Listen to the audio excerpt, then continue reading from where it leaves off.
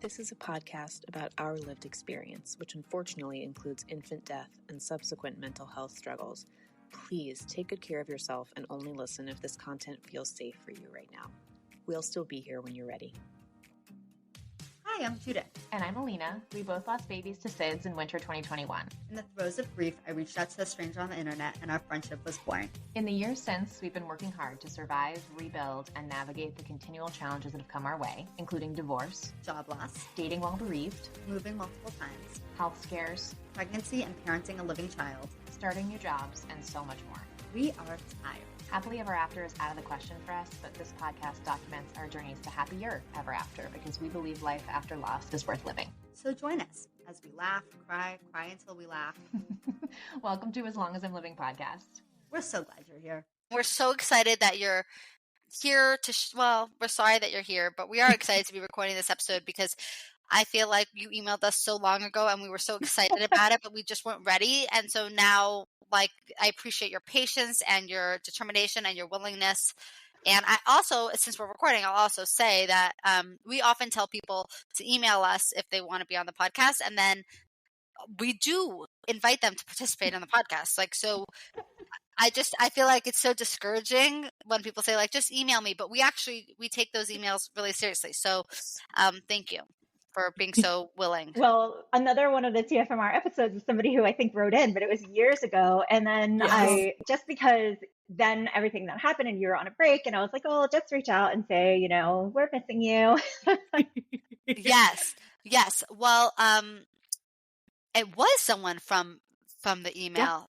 It was someone from the email. Yeah, it was but your story is a little different. So we're excited to be sharing this with our community. But first, why don't we do a little introduction? So everyone, you know me, I'm Judith and I'm Aiden's mom. I'm Alina and I'm Quinn's mom. And we have here with us today, Emily. And Maliyah's Emily, Maliyah? Maliyah's mom. Okay, a beautiful little baby, Maliyah. So, this is not going to be ready for TFMR Awareness Day, right? TFMR. Yeah, it already passed. It was a week ago. It already passed. But I feel like TFMR... Maybe we'll hit 2025. But I feel like TFMR is something that we think about constantly, we're aware of, and we really make a conscious effort to want to include people who have been experiencing TFMR in our community because it's so isolating, it's so lonely, and there's so much conversation about it in America right now that is, I want to say, counterproductive and maybe hurtful. I don't want to put words in your mouth. But it's really important to us that there's a space for people who've experienced TFMR to express their grief, their loss, and to find solace in a community of people who've lost children themselves, regardless of the way and the how. So I'm so honored that you're willing to share with us. So why don't we start by just telling us a little bit about your family? Tell us about yourself, about your partner, and about your daughter, and we'll kind of get into it from there. Okay, well, I'm Emily. I'm Maliyah's mom. I have been married almost 2 years. Our anniversary is next year, but we've been together for 9 years. And we always knew that we wanted to start a family. It was kind of, we talked about it, I think, maybe on our second date. And so it was always the plan. Could I just ask for the context of this conversation? What state do you live in? I was just about to say that. So I live in New York City, Okay. And it kind of plays into a lot of the timing here. Which is crazy, but it's crazy that where you live. Crazy. Okay. So wait, what year did you get married? I just want to do the math in my head, Roe v. Wade, where we are in timeline. So, okay. So I will say, so we got married in 2022 and so we were planning on getting married in May, and the way that it works here in New York is doctors just have 28,000 million patients. And so I knew that if we wanted to get pregnant and I had an IUD, I would need to take that out and I would need to call very far in advance. And so when we were getting married in May, I called in January and said, when can I make an appointment? And they said the earliest we have. They said the earliest we have is September, which I knew would happen. You are a woman, Emily. You are a woman after our hearts. This is how we are too. Let me plan in advance for the IUD removal. They were going to make you wait 9 months to get the IUD removed. Oh my God. Well, Okay. almost 10 months. And so I said, as I like made a joke, and I was like, oh, I guess I'm not getting pregnant anytime soon, because like that was the hope. And the receptionist was like, well, maybe we can get you in August. Oh, August. Wow. So I was like, okay, well, sure. So I scheduled the appointment in August. And so that was after our wedding, of course. And then it just happened to be that my best friend, she got married a month after me. And she also got pregnant actually the week before I got my IUD out. And so then I was like, oh, wow, like this could really work out. You know, like we got married around the same time, we could get pregnant around the same time. Like this is really going to be great. But I also had really no assumptions about getting pregnant quickly. Like I feel like I had some friends who had been in the pregnancy loss space and like miscarriage space, but more than that, I had so many friends who it was really difficult to get pregnant. And so like that was really at the top of my mind, is not like, oh, we're going to get pregnant quickly. It was more like, let's get this ball rolling because it might take a while. And that was kind of my mind. You didn't take it for granted. I feel like that's how I approached it too. I was, and we weren't actively like trying, as they say, you know, we were just like, let's see how it goes. We're not necessarily in a rush, even though I will say at the time I was 35. So we weren't not in a rush, but so then my friend got pregnant and I was like, okay, like, let's try and really like get this going. And I got pregnant really fast, like 10 days after my IUD came out. And wow. I couldn't believe it. And immediately I was like, this is too good to be true. Like, I don't know about this. Like, I already felt like I was tempting fate by it happening so quickly. Oh my God, Emily, your thought process on all of this is like exactly the way Judith and I would approach. You're like, oh, it's going to take forever. Let's do it now. Let's do it in advance. Oh no, it happened. Oh no, something's going to go wrong. When you were like, this is too good to be true, did you have like was it like a gut feeling that you were like scared, or was it just like anxious because we're anxious feeling? I think at that point it was just anxious because we're anxious. Mm-hmm. Okay. So I went to Australia, and the next week when I was there, my friend who was about 7 weeks pregnant at the time ended up having a miscarriage. And I was like, this, I knew it, you know, like I knew it was too good to be true. Like I didn't at that point think like it was also doomed 100% for my pregnancy, but I was like, the way that we wanted it to line up and all of this stuff, like, you know, there's no way. And so I was also balancing like trying to support her from halfway around the world and also being nervous for myself. And I think she was hesitant to like share any sort of details with me because she knew that I was pregnant. She and my husband were the only people who knew at that point. And so that was kind of the beginning of my pregnancy. And that was before I even had a doctor's appointment. So when I came back from Australia, I went to the doctor and I was so anxious. And I told my doctor, I was like, listen, you know, I'm really nervous because my friend just had a loss literally 2 weeks ago and I'm just panicking. And one of the reasons that I bring that up is because they took my blood pressure in the office and it was like sky high. Mm-hmm. And I was freaking out. And in general, I also had high blood pressure at the doctor. They call it white coat hypertension. I don't know if you've heard that. I have that. Okay. Or I did for many years. So I had really high blood pressure. So you basically psych yourself out. Your blood pressure is A-okay at home, and then you go to the doctor and you completely psych yourself out, and your blood pressure is always like on death's door. Yeah. I did not know that was a thing. Okay. Yeah, I have the opposite problem. I'm always like fainting because my blood pressure is so low. Okay, I got it. Oh my gosh. Well, yeah. Maybe we can average the two of us out. So I go to the doctor. They're like, oh, your blood pressure's high, but you're also so nervous. And I was like, yeah, I'm so nervous.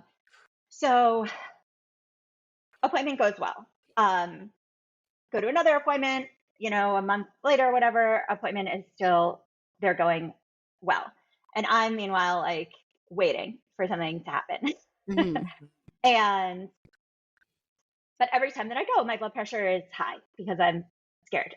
Yeah. And so my doctor said, you know, you should really start taking your blood pressure at home. Maybe you won't be nervous at home. And then you can get sort of like a baseline reading. And one of the reasons we want you to do that is because if you're at risk for preeclampsia, then we want you to start taking low-dose aspirin at 12 weeks, which is really the only thing that's been proven to prevent preeclampsia. It's only like 5 to 15%. It helps, but like it helps. Mm-hmm. And she was like, well, you already have risk factors, which is being your first pregnancy or being over 35, I believe. And so she was like, so take your blood Geriatric, pressure. as they like to call it. Exactly. I'm old. I think they call it on advanced. Dextor, as you said. What do they call it? Advanced maternal age. I think that's what it's called. It's nicer. They're very advanced. In only that way. So I started taking my blood pressure at home because I thought it was to figure out whether or not I was going to be taking aspirin. So I was taking it and it was totally fine. And so then I had an appointment with my doctor in January. So now we're at about 16 weeks. And she said, well, you know what, even though your blood pressure is fine at home, you should still take asprin because there's really not much downside and it could help. And you have these other risk How high was factors. your blood pressure when you went to the doctor? Like what was when I went to the doctor, it was probably like 130s over mid 80s, but at home it was like 120, 80, which is about normal. Seems like kind of normal. Like 130 over 80 doesn't seem so bad. Okay. Well, it was raised for sure in the doctor's office than it was at home. And so I guess I'll also say, and I don't want to get too much into like medical because I'm not a doctor, but basically like some people say that white coat hypertension actually is a precursor for having actual hypertension because it means your body can't control your blood pressure. It goes up in a setting, yes, but like it shouldn't go up that high. Your body should be able to be monitoring it. So some doctors say, you know, like that could still be bad because it means your body is fluctuating a lot, even with stress. So that's kind of like their thought process. So I started taking the aspirin and then I was like, okay, so I'm already on the aspirin. So why bother taking my blood pressure? I thought that was why I was taking it. And, I want to also mention that that's the last time I heard the word preeclampsia. So that was when I started taking low-dose aspirin was at 12 weeks. And that was like the last time they mentioned that word to me. I didn't ask more about it. And, you know, like I have a lot of what ifs and a lot of like regrets. And I didn't know. I didn't know to ask and nothing else was said. So, I go to the doctor in January, and then at 18 weeks, I end up getting a blood draw, and I get both a regular blood draw, like a metabolic panel, and I get an AFP test. So I'm not sure how much, I'll explain a little bit, but an AFP test it stands for alpha fetoprotein, but basically a lot of people call it the spina bifida test. I don't know if you've heard of that. Oh, yes. Yes. Okay. I know that one. So the spina bifida test, they call it that because basically, this is a protein that is within the fetus. And so if it is in your bloodstream as the mom, it usually means that there's some sort of leak. So they call it spina bifida because it means like there's usually like a gap in the neural tube or maybe in the stomach or something so that it's leaking into your system. And so it's higher than it should be. Okay. So that's how they usually will say, oh, something's up. And it's a screening test. It doesn't mean you definitely have it or anything like that. So I got that test. And I got the regular blood test and the results came back and the AFP test was really high. Also, the metabolic panel, my liver enzymes were elevated a little bit. So I'm panicking and eventually I got in touch with my doctor and basically she was like, well, the liver enzymes, I'm not concerned because we really only worry if it's twice the upper limit of normal. For the AFP test, twice the upper limit, it could be double of normal high. Before they care. Like, wouldn't that mean they should just increase normal? Whatever. Sorry, this is not the point of the story. Yeah, no, I mean, I was thinking, that's how I was thinking, right? I was like, well, it looks bad to me. Like, and they said for the AFP test, they were like, well, you know, we're going to set you up to talk to a genetic counselor, which is never a good thing. And so we set up to talk to a genetic counselor the next week. So now I'm at 19 weeks. And so we talked to the genetic counselor.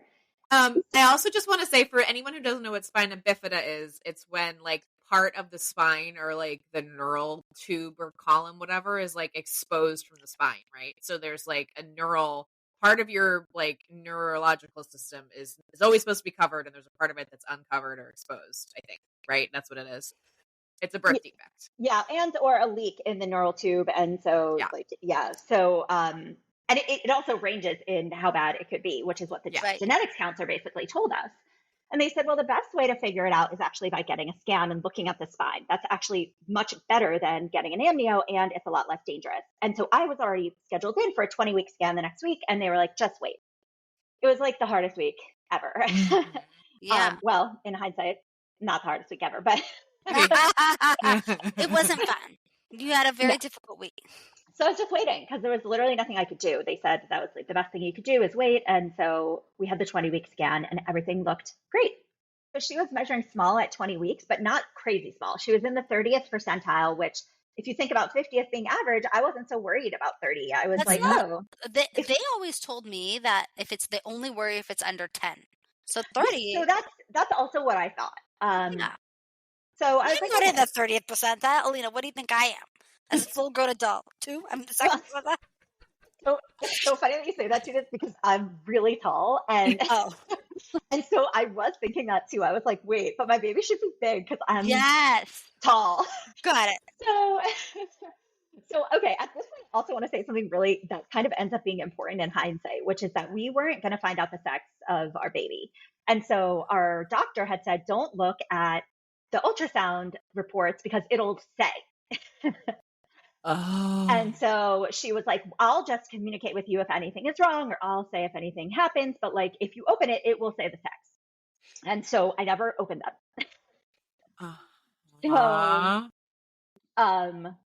Everything seemed fine. Like they said, everything was fine. The doctor came in after the scan, which in New York, you kind of get your scans at a different place than your doctor. So I didn't see my doctor at all at scans. So, but they said because she was in the 30th percentile, let's put you in for every 4-week growth scans. So at 24 weeks, they were going to do the growth scan and et cetera. So by the way, at 18 weeks, that was the last time I saw my doctor. So I saw her for a blood draw. And then the next week we had a video call. On that video call, I actually raised the alarm that I thought my blood pressure was going up. And I said, I'm taking it at home still, like you said, it's going up. I'm now in 130s.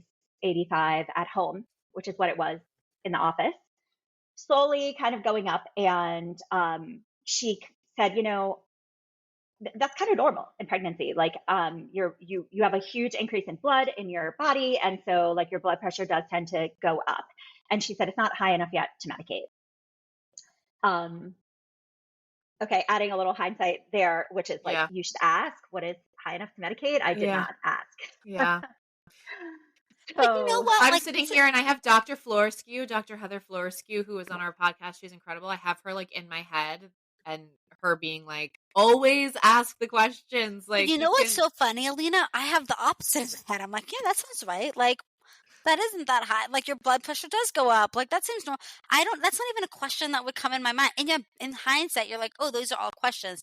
But at the moment, I feel like these things just happen. You're in a new environment. You don't know what's flying. You tell me and the doctors very much present an air of authority. And so you listen to what they're saying. And I think actually that's what Dr. Florescu would say is that if the patient is concerned, you need to be concerned. The thing is, Emily, were you concerned in that moment, or you were like, my doctor says? I was a little concerned because she had me monitoring it for months, and I was saying, look, it's going up. I'm monitoring it. You're telling me to do it. I'm monitoring it. And she kind of was like, well, are you stressed? I was like, yeah, I'm really stressed. And then she was like, she was like, oh, try meditation and all of this stuff. She literally told me to try meditation. So I did. I started trying to do a 5-minute meditation. Like a Band-Aid on a gunshot wound. Not to mention that I'm just not the meditative type. I got you. Okay, so then what happened? So 18 weeks is the last time I see my doctor, 19 weeks on video, but they hadn't taken my blood pressure at all. I'm just monitoring at home. At this point, she has said, yeah, it goes up in pregnancy. So it is what it is. And I'm thinking okay, it goes up in pregnancy. It is what it is. So I keep monitoring it. I keep kind of doing whatever. And I get a 24-week growth scan and everything seems fine. She's actually growing. She's now in the 38th percentile. So we're like, oh, that's great. And they were like, that's good that she's growing. And so that was that. So that was 24 weeks and 4 days. So Meanwhile, my blood pressure is continuing to go up a lot. But I didn't know that it was that bad. But in the blood pressure app, it does say, you know, like hypertension level 1, hypertension level 2, like it's saying that, but I'm just like, well, she said it goes up. So weekend passes and my husband goes away on a business trip and I'm really nervous that my blood pressure keeps going up. And he was like, well, why don't you just send your doctor a message on the portal? And because I was using this app, I had like a whole Excel sheet of like all of my pressures just came from that.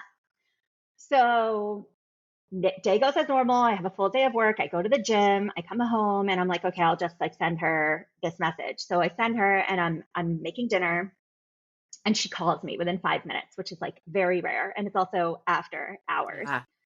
And she was like, you have to come to the hospital like tonight. And I was like, tonight? And she was like, yeah, you know, like you can eat dinner, but then like come right here. And so my husband was out of town. I'm panicking, of course. I call him. I'm in tears. I'm sorry, I don't mean to interrupt, but no, please. Do you feel at this time that your doctor is taking care of you? Like, what do you feel towards your doctor in this moment? Do you feel like, what's your relationship look like? You mean back then, at that point? In that moment. I was really confused, to be totally honest, because I was like, I brought this up to you. And yeah. Like, granted, it wasn't as bad back then, but like, I was like, what do you mean we're going from just keep monitoring it to like come to the hospital today? Right. But do you like have this relationship where you like trusted her inherently, or is there like basically that you're like, she's a doctor, but like I see lots of doctors and she like is just being cautious? Like one thing that I've always been very like, I get very attached to my doctors and I want them to care about me specifically. Like because I feel like I need to know that I trust them. But then I also have other doctors that I'm like one of a million patients. And like, it's not that I think that I don't necessarily know if they're always thinking about me, you know, like what does Judith need in this moment? They're like, or they're just like checking off check boxes. Does that make sense? Like we're on the spectrum between like my doctors, I'm one of a million patients and she's checking off check boxes and she like deeply cares and knows that I'm concerned and is concerned as well. Where did this doctor fall? Probably more in the middle, but more like I'm one of a million patients. Got it. Okay, got it. But I will say that the reason she said come in tonight is because she was on call that night. Okay. And so she was like, I'll be there. Like, come in, you know, like perfect timing because I'm here. Let's just get it checked out. And like, one of the things that I did really like about her, and I'm using past tense because like now with everything that happened, like the way my hospital works, everything transfers to MFM. So like I would never see really an OB again because of everything. Anyway, so I liked her because her anxiety was very like low. Like mine is so high that she could calm me down. Got it. My OB that I had with Quinn was awesome. I loved her. And she was the same way. She was so chill and it was exactly what I needed in my first pregnancy. And now I'm like, I could never go back to that. Like I need someone who is going to like join me in the anxiety and listen to it in a way that my first doctor was appropriately dismissive. Like given that I was agree, low risk, 100%. you know, and I can't do that anymore. I agree 100%. I agree 100%. And I think one of the problems is that like now in hindsight, when I see all these things that ended up happening with like scans, with the AFP test and with the liver enzymes, that should have actually put me in a not anymore low risk category. I didn't get moved. And so like at that point, things probably should have shifted and they didn't. Yeah. Right. Which makes me think about the fact that it took you until like September to get in there because that's how many patients they're seeing. Yeah. And that's how many, I mean, when you are, and the system is not designed to catch these. I mean, it is designed to catch these little things, but we're human. And it's just, I feel like that's the challenge. You have a million billion patients. This is why I asked, did you feel like one of a million billion, or did you feel like like your doctor was your number one advocate? And I don't think there's right or wrong. I think it's just the reality of our healthcare system, you know? So, okay. So what happened? You went to the hospital.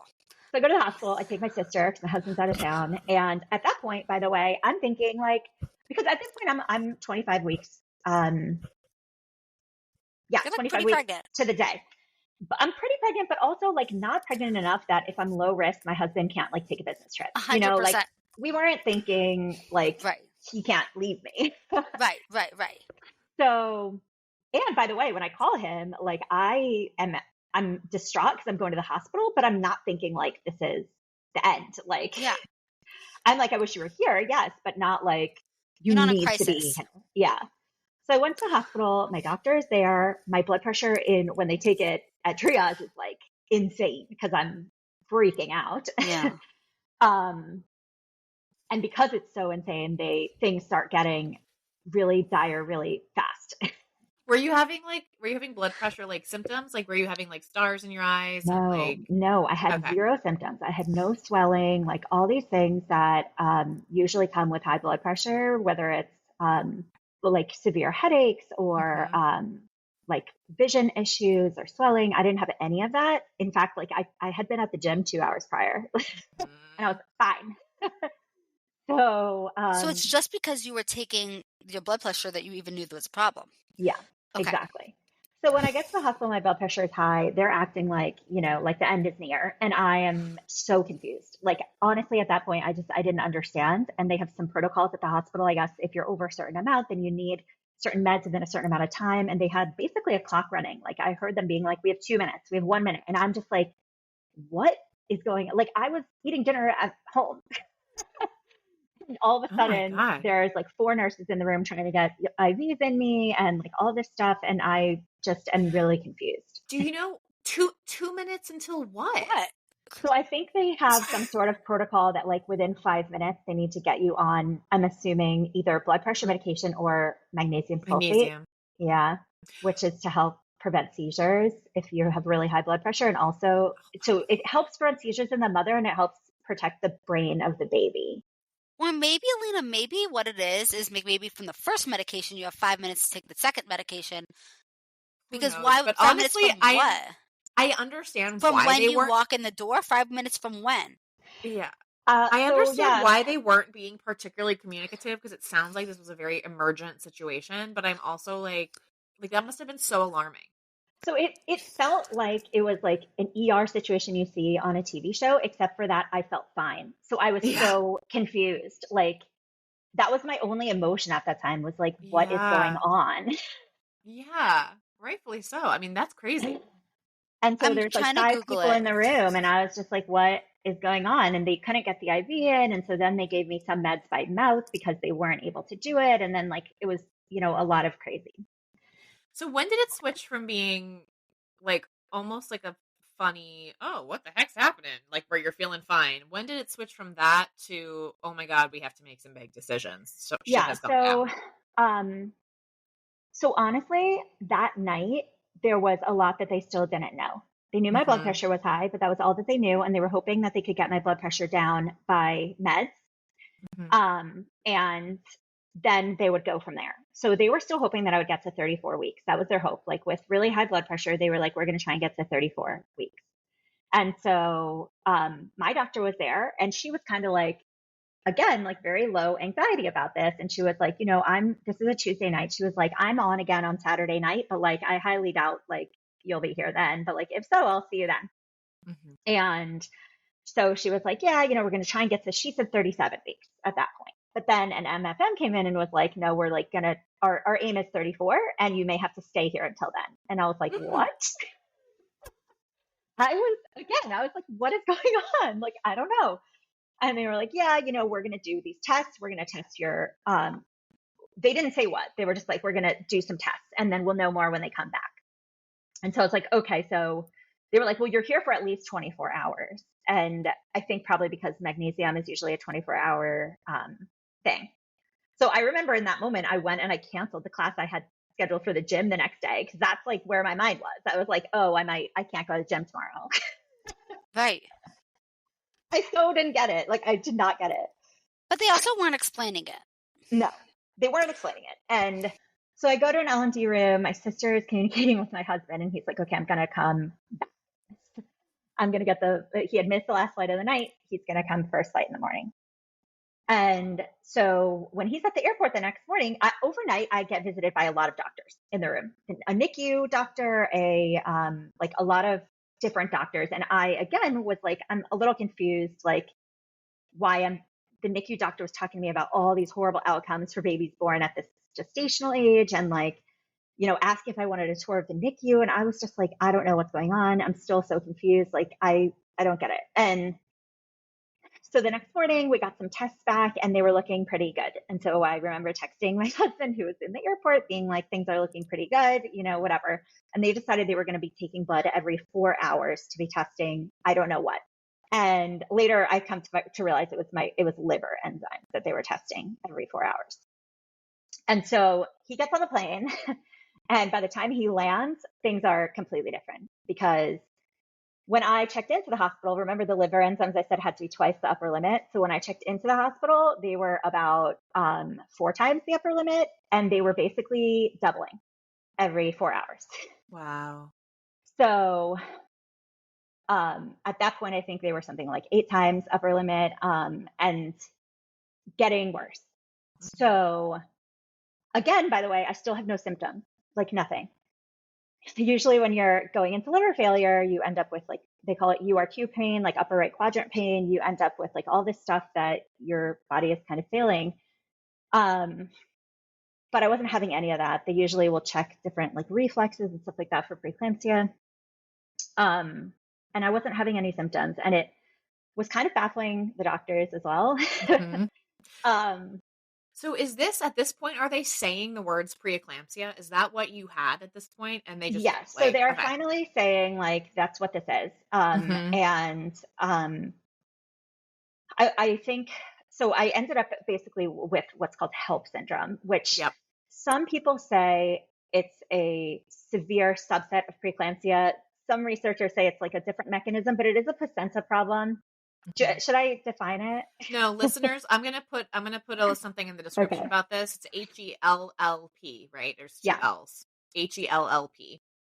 Yeah, and one piece of that, the EL, is elevated liver enzymes. So that's what they were watching, and that's what they were looking for. And it can be extremely dangerous. 25% of people who get HELP die. Moms. Wow. Mm-hmm. Whoa. And 35% of babies. Wow, that's a high number. Yeah. So that doesn't feel good. I'm over here like riding the 1 in 320 SIDS train. It's 1 in fucking 4. No, Alina, it's 1 in 4 if you have it, and so 1 in I don't know. Is about 1 in 1,000 pregnancies get HELP. Okay, see, Alina, you see, we are 100% of babies with SIDS die, so our numbers are actually higher. Yeah, exactly. So okay. Anyway, back to you. So hang on, what the fuck? Yeah, so they're watching and they're like, yeah, you have HELP. Basically. You have a syndrome that kills 25% of people. Yeah. And so things are getting worse. Wow. And how do you feel at this moment? And your husband's still not there, right? He got there by noon on that day. And that's when things were like getting like really dire, when we got the second results and things were like doubling every 4 hours. And so basically we got, I also got steroid shot for the baby the moment that I got there, and they try and wait 48 hours plus 24. They do like the first shot, then the second shot, and then they try and wait 24 hours. And they were basically on that clock now. Mm-hmm. So basically they were like, you need to have this baby. And I was like, what? Like, I don't even understand. I wasn't even really showing. I wasn't showing really. So we were like begging with them for extra days, extra like a week, like anything. We were right at that point at 24/2 where it was like, so close. And I remember very specifically the MFM on call said, I want to be very clear with you. We're making this decision for you. It is no longer safe for you to be pregnant. So basically they were like, you have to have this baby. Mm-hmm. And so then it became, how are we having this baby? Yeah. And so they presented us with a list of options, basically. And there was like an emergency C-section. There was a D&E, which would obviously, kill our baby. And D&E for listeners is a dilation and what is it? Extraction? Evacuation, I think. It's evacuation. An abortion procedure, yeah. So wait, hold on, pause. If you do the emergency C-section, then the baby has a chance to live, but we don't know what quality of life. If you do the D&E, the baby will not live. Right. Those are the two options that you're faced with. So there's two more options. One is to do induction and labor and hope that the baby survives, but probably won't because she's so little and like it's very hard to like on the body to labor. Or the fourth option was to do like a termination procedure and then do induction and labor. So basically that's where a baby that is already not living. Yes, they would terminate the pregnancy and then you would deliver. Correct. And you were at, just for everyone's awareness, you were at 24 and change, 24 I was and at change 25 weeks. and 2. 25 and 2. Which and is so technically not point, allowed in New York. Interesting. Okay, so you were at 25 plus 2, but the baby had not had both doses of the steroid shot. So right after viability, very unlikely to survive, right? And she was also like a week behind in measurement. Yeah. Wait, hold on. We need more information. I need more information. If in New York, you had those 4 options. If you were in Alabama, Texas, whatever, your options, let me just ask, would have been either delivery C-section. Or C-section. Right. Okay. And they explain to you that if you choose to try and attempt life in this case, they explained to you that your baby would be in the NICU. Like, what did they say would be the development? Did they give you any? Yeah, they gave us a lot of numbers, and they were all bad. They're like, you have a 25% chance of survival, or whatever. Yeah, less at that point. Little, nothing. Okay. And, with like major problems, like digestive system is not yet, ready. Eyes are not yet ready. Brain is not fully formed. Like all of these things, digestion being one really big one. That is just too early. Obviously also lungs, but her lungs. Yeah. And I will say, because it's also past 24 in New York, they said, we'll need to get extra, like clearance to, and so if you want to terminate. Yeah. Okay. And so I said, so we were trying to gather all of the information. And so we said, like, what does that mean? Like, ideally, like, because you're telling me I'm going to die soon, like how much time did they give you to make this decision? Yeah. So like, that was the problem. I was like, well, how quickly can you make this decision? You're telling me like, I'm going to liver failure and you need to like get paper signed. Like, I don't, and so they were like, they said, we don't think it's going to be an issue at all because of how dire your health is. And so it almost like made us feel better because we were like, okay, this is like a really serious situation. We were like, we need to think like, this is like all bad. All these options are bad. Oh my God. I'm laughing because it was just like such an insane situation. Like it is insane for them to be like, you're going to die, but also like, can you make this decision like right here now? This is where I always just come back to like, the choice, the language around choice. And it's like, if we had the choice, it wouldn't be any of these options. Like, exactly. These are not the choices that we're making here. This is wow. I have so a question. bad. One, did they say to you, once the baby is no longer in your body, we feel very confident that you will survive? Or it's like, we don't even know what's going to happen to you. So like, we just got to make this decision because we don't even know what the next step is. They basically were like, the faster the better because this is caused by the placenta. And so we need to get the placenta out. And like, then the healing process can begin. Whatever that looks like your liver is entering liver failure, but like the only way to start this process of getting better is to get the placenta out of you. So, I will also add that like at this point, I've been on a lot of medications that is like really messing with my head. Yeah. I think that's important to note because like, it wasn't like I was at home making pro-con lists. Like I hadn't slept in 2 days. I was like on magnesium, which is like really messes up your brain. So I was kind of depending on the people, also like on my husband and like on the doctors to like tell me what to do. I didn't know what to do. Yeah. So meanwhile, they're still taking my liver enzymes every 4 hours and things are continuing to get worse. And also another piece of this is like your blood kind of starts attacking itself. You end up like in hemolysis, which is like red blood cell issue, which was also beginning to happen.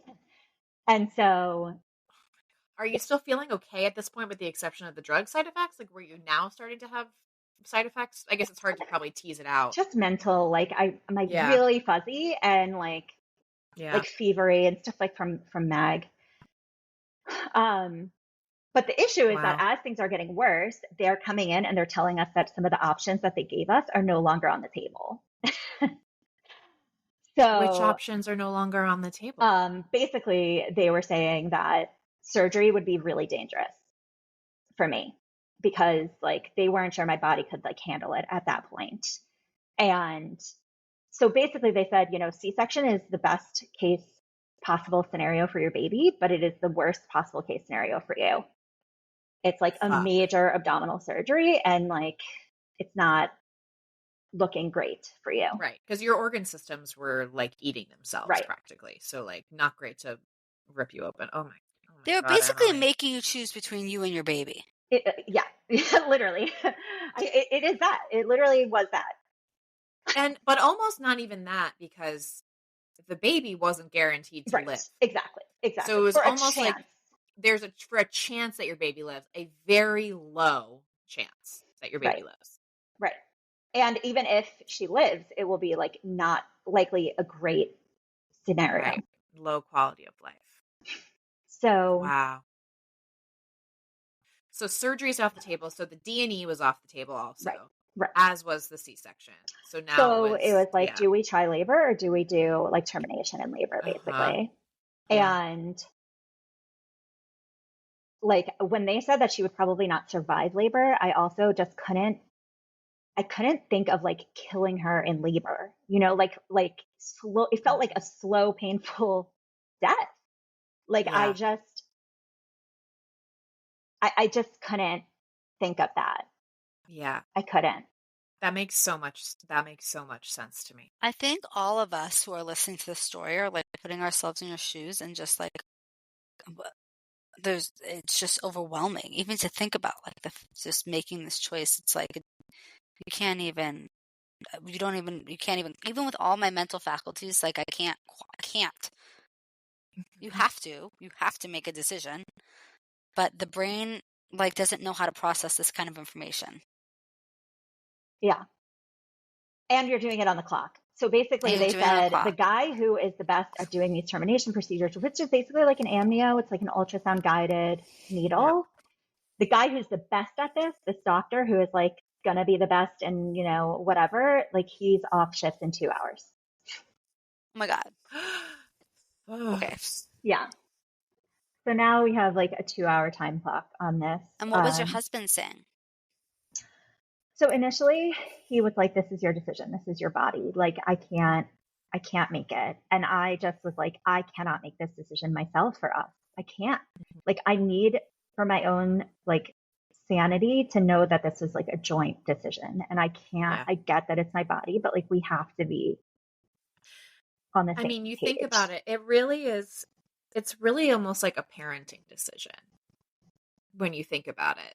It sounds kind of crazy to say, but it is a parenting decision. My husband and I have talked about this with the risk factors of the gene that we're selecting out for. Like, how much risk are we willing to accept? Like, it is a parenting decision. This is probably the first parenting decision that you and your husband made, and it's such a fucking shitty one, Emily. Yeah, really bad. And I will say, like, you know, I don't want to get too much into politics, but I will say I've been involved in reproductive justice for many, many, many, many years, like long before I was planning to start a family.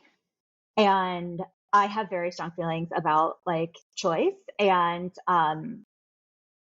it was still a fucking impossible decision. Yeah.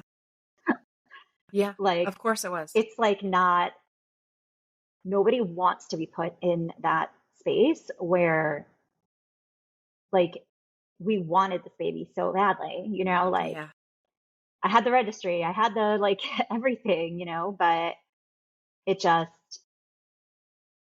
we didn't have really any choice.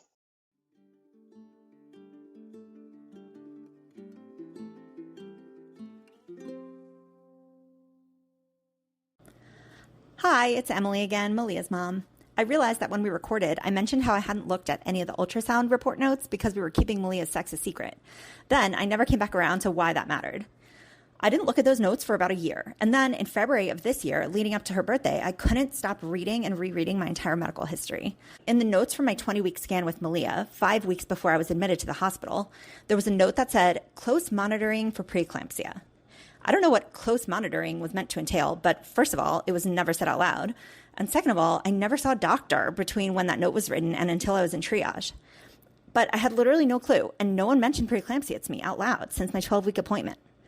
Also included in that same notes section of the ultrasound was this, quote, "We reviewed the association of an elevated AFP with adverse maternal and or fetal outcomes, including, but not limited to, stillbirth, fetal growth restriction, and preeclampsia." End quote. None of that was ever said or mentioned to me, not even a piece of it. I even checked with my husband because he was at that appointment and at every appointment, and he confirmed that the word stillbirth was never mentioned. I didn't think I would have missed that. I'd like to think that I would have acted differently if I knew or advocated for closer care or more testing, but the reality is that at the time, I didn't read them, so I didn't know, and I didn't ask questions, and the doctors said nothing. You can be sure that now I read every single note 100 million times. To all of our wonderful new friends, we want to hear from you. Email us at aslongasimlivingpodcast@gmail.com and follow us on Instagram at aslongasimlivingpodcast. We'll get back to you as soon as our grieving brains allow. Yay!